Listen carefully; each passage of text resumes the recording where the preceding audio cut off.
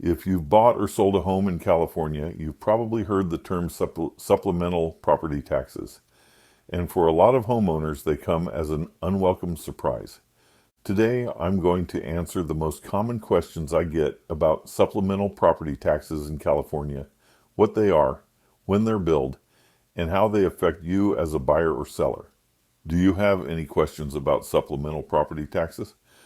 When did the supplemental property tax go into effect? California's supplemental property tax law went into effect on July 1st, 1983.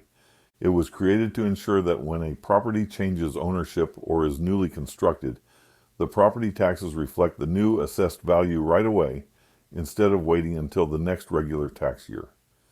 How will supplemental property tax affect me? If you buy a home or complete new construction in California, your property will be reassessed at its current market value.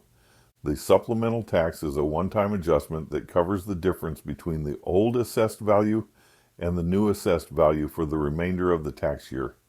It's important to know this is in addition to your regular property tax bill, not a replacement. When and how will my supplemental property tax be billed? After the county assessor reassesses the property, the tax collector will mail you a separate supplemental tax bill. This usually happens several weeks or even a few months after closing, not immediately. Depending on the amount, the bill may be issued in one installment or two installments, each with its own due date. How will the amount of my supplemental tax bill be determined? The amount is based on three things. First, the difference between the old assessed value and the new assessed value. Second, the local tax rate, which is typically around 1.1% to 1.25%. And third, a proration factor, which determines how much of the tax year you owned the property. Can I pay my supplemental tax bill in installments? Yes, sometimes.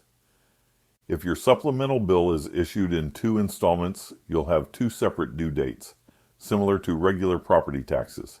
If it's issued as a single installment, it must be paid in full by the due date shown on the bill. Supplemental taxes are not impounded through most mortgage payments, so homeowners need to plan for them separately. Can you give me an idea of how the proration factor works? This is where a visual really helps. The proration factor is based on how many months remain in the county's fiscal tax year, which runs from July 1st through June 30th.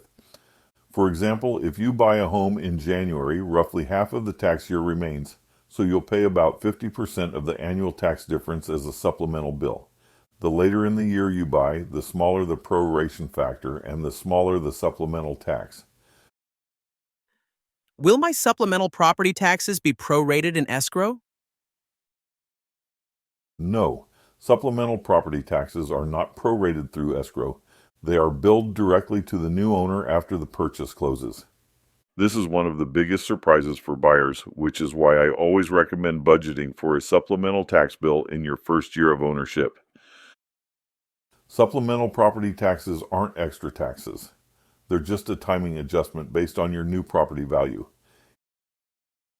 If you're buying or selling a home in California and want help estimating your supplemental tax ahead of time, I'm happy to walk you through it.